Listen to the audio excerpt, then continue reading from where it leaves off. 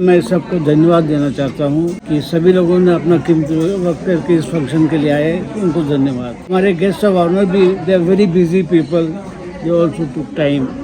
So these two things tell about the respect and reflection of her contribution to the society. मेरे कहने के पहले मैं आपसे विनती करूँगा, जो आपको सवाल पूछे गए थे कि इस किताब के पीछे आपका एस्पिरेशन क्या रहा। वुमेन एम्पावरमेंट मुझे महसूस हुआ एक बहुत इम्पॉर्टेंट सब्जेक्ट है, क्योंकि मुझे बहुत मौका मिला आगे बढ़ने का अपनी ज़िंदगी में।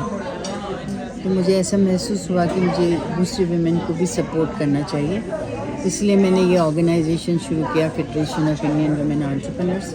बिज़नेस करते हुए बहुत सारी चीज़ें सीखी, बहुत सारी गलतियाँ की, और उन मिस्टेक्स के साथ में ये समझ आया कि वुमेन चाहे इस एरा की हो या उससे प्रीवियस एरा की हो, प्रॉब्लम्स उसी तरह की होती हैं। इस एरा में फैसिलिटीज़ बहुत हैं, अपॉर्चुनिटीज़ बहुत हैं, हर इंफॉर्मेशन एक क्लिक पे अवेलेबल है।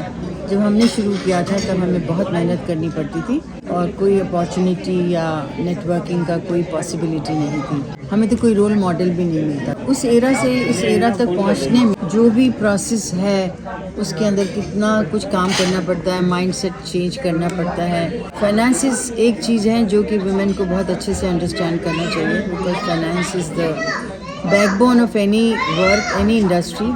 तो जब तक वुमेन को फाइनेंसेस क्लियर नहीं होंगे, वुमेन सक्सेसफुल नहीं हो सकती।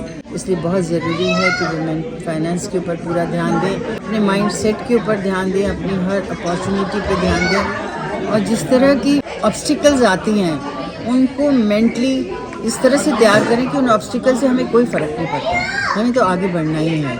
और मैंने अपनी ये बुक जो है इसीलिए लिखी है, इट्स लाइक ए मिरर, जहाँ पे वुमेन अब सब चीज़ को बहुत क्लियरली देख सकती है और उसको पढ़ के आगे बढ़ सकती है। It's a guideline, it's a book which can help aspiring women entrepreneurs, startups.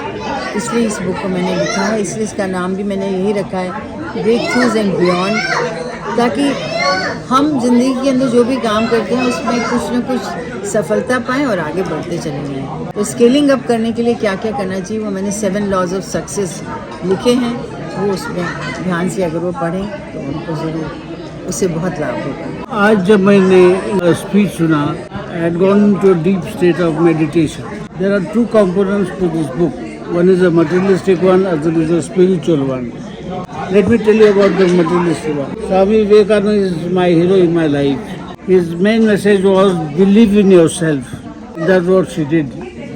She believed in herself. Her courage, conviction, commitment is incredible.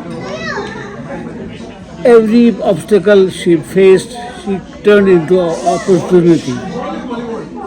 And she shared with us that example when the factory workers went on a strike and the union leader was sitting on the chair. It required courage to tell him to, please, uthiye. That requires courage, resilience, commitment, and also compassion.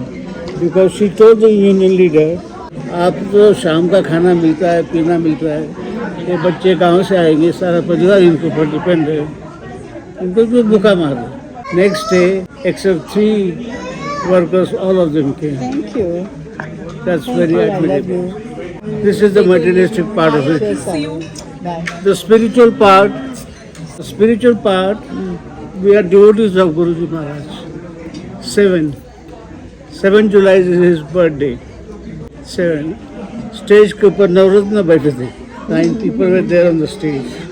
And breakthrough is materialistic, beyond is spiritual.